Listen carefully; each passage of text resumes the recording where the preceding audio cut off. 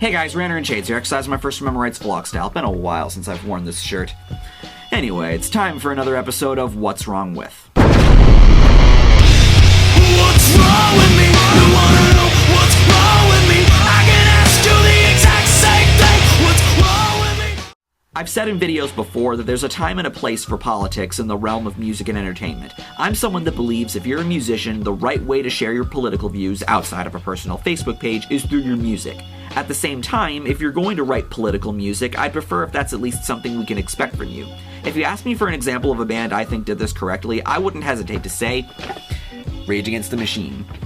This What's Wrong With is going to be like the one I did about Striper, which somehow became my most viewed video, in the sense that apart from talking about the band itself, I'm going to be examining the idea of political music, just like I did with Christian music in the Striper video. Spoilers for anyone that hasn't seen my Bands I'd Love to See Reunite video, there's a reason Rage Against the Machine topped that list. They're perhaps my favorite 90s band, as well as my favorite funk metal band. Sorry Primus fans, please don't hate me. I think they're phenomenal. The solid complimentary timekeeping from Brad Wilk, the funky and brilliant bass slapping from Tim Comerford, one of my favorite bassists, the catchy riffs and off-the-wall guitar effects from Tom Morello, and the skillful and passionate rapping from Zach De La Rocha. It's a great recipe that basically takes 80s Red Hot Chili Peppers and spices it up in both the lyrical and musical departments. I love their albums. They have good, funky material that's always a treat to listen to. The song Know Your Enemy basically encapsulates all their best musical characteristics, hence why it's my favorite song of theirs. Songs like Calm Like a Bomb, Fistful of Steel, Bomb Track, Down Rodeo, and Born as Ghosts also do a good job at heightening these characteristics. It's because of this that I have a hard time ranking their 4 albums from favorite to least favorite.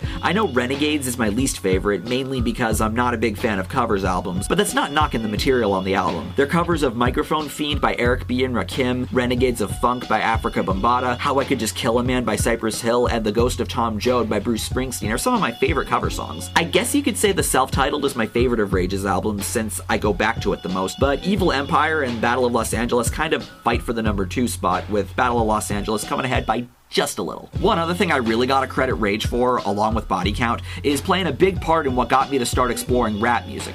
I asked myself one day when I was about 16 or 17, why is it that the only way I can listen to rap is if it's fused with rock or metal? And why is it that the only way I can listen to Ice-T is if it's in the context of Body Count? And because I couldn't come up with a logical answer to those questions, that's when I started to take a dive into the world of hip-hop, using the Music I Like video that Muse Productions used to have on his channel that inspired the video on my channel as a source for names to look into. If you like Rage Against the Machine, a band I'll always recommend for people who like funk metal and Tom Morello as a guitarist is Street Sweeper Social Club, a band I mentioned in the Bands I'd Love to See Reunite video. They only have 1 album and 1 EP out, and although I'm not as impressed by the guitar work as I am with Rage, and although I prefer Zach's rapping over Boots Riley's, I still think they're worthy of a listen. Of course, Audioslave is a band you can't go wrong with. Although they're more accessible musically, the music's still good. A lot of the elements that made Rage Against the Machine so cool are present in Audioslave. And of course, you also have the wonderful vocals of Chris Cornell, may God rest his soul. Bottom line, if you like what Morello, Comerford, and Wilk did for Rage, Audioslave should be a good band to listen to. Like a number of other bands, Rage Against the Machine, and Audioslave for that matter, were both introduced to me through Guitar Hero. The song Killin' in the Name was a standout song in the second game and left me wanting to learn the mechanics of the song.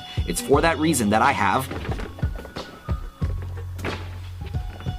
a Digitech pedal that I pretty much exclusively use as a whammy pedal.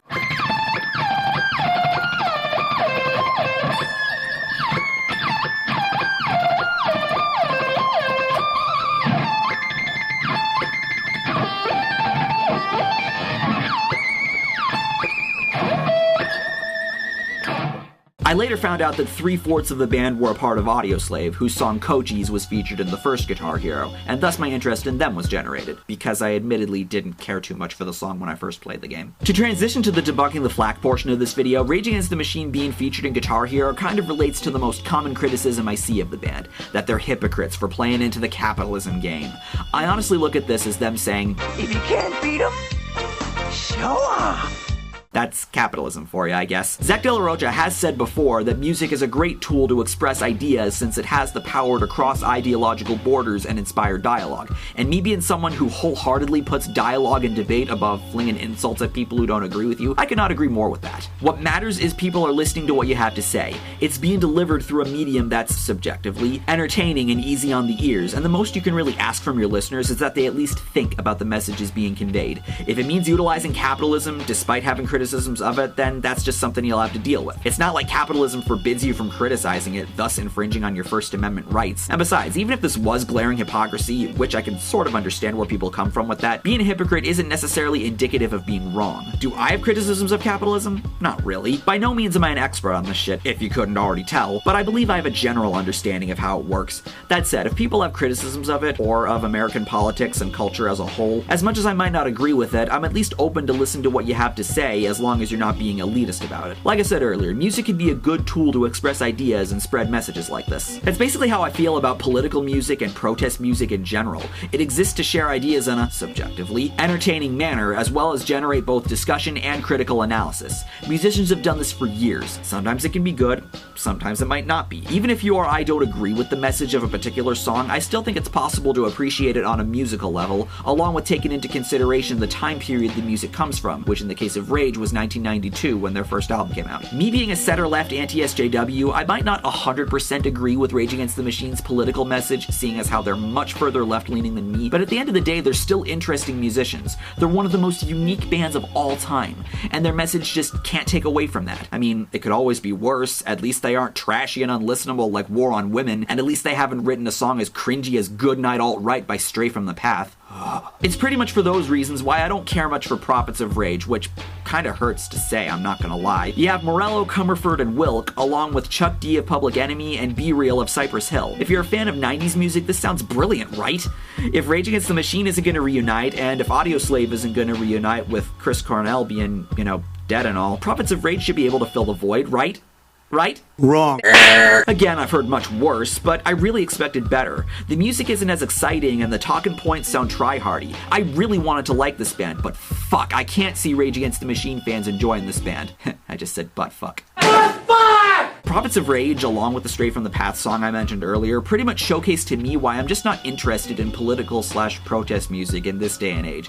In the 90s and 2000s, it was a different time, and there were issues I think were more relevant to discuss through music. That's why I don't have a problem with groups like Public Enemy, Anti-Flag, and of course Rage Against the Machine putting out music with a very hard left-leaning message at the time. But these days, if you're gonna write political music, I'd want it to amount to more than just simplistic songs about how Donald Trump is a fascist, everyone that voted for him is subconsciously racist and misogynistic. Of course, that's not to say that's what Prophets of Rage or even Stray from the Path do at face value, but this is just why I'm personally not interested in modern political/protest music. Hold on, Shades. Aren't you a fan of Chris Reagan, who's known for his social justice the musical parody songs? Are you saying it's okay for him to write songs about this stuff, but not Prophets of Rage? Well, the keyword is right there. Parody. Chris Reagan writes these songs to have fun and joke around, with throwing some of his opinions on SJWs being a secondary goal. That's not what Prophets of Rage does. As much as I agree with the messages in Chris Reagan's songs, the fact that these are parody songs says that they shouldn't be held to the same standard as music that's actually serious with the message it's conveying. When it comes to music, anything can be written about in both a serious and parody context, and execution can make or break how well a song is received.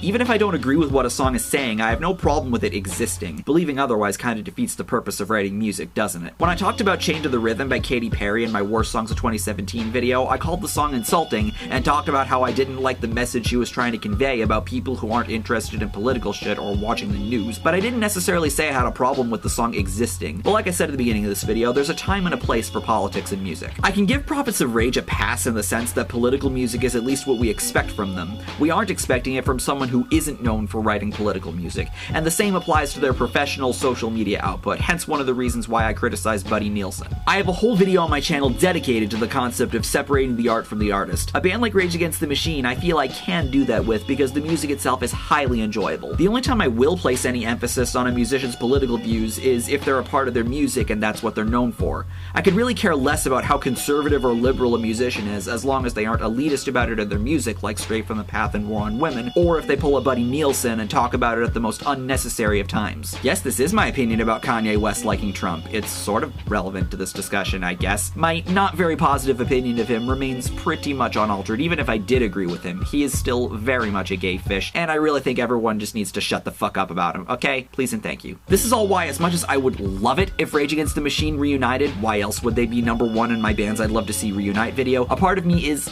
highly skeptical about how much I'd enjoy any potential new output. If it's anything like Prophets of Rage, that's gonna hurt So fucking bad. At the very least, I'd be glad they're back doing shit. I just hope I won't end up being disappointed. Whatever happens, Rage Against the Machine is always going to be a band I enjoy, and the guys will always be interesting musicians to me. So here's where I end the video by asking you, the viewer, what's wrong with Rage Against the Machine? Please be rational when leaving your thoughts in the comment section below. Thank you for watching this video. Take care and have a nice day. I'm Shades, and I'll see you next time.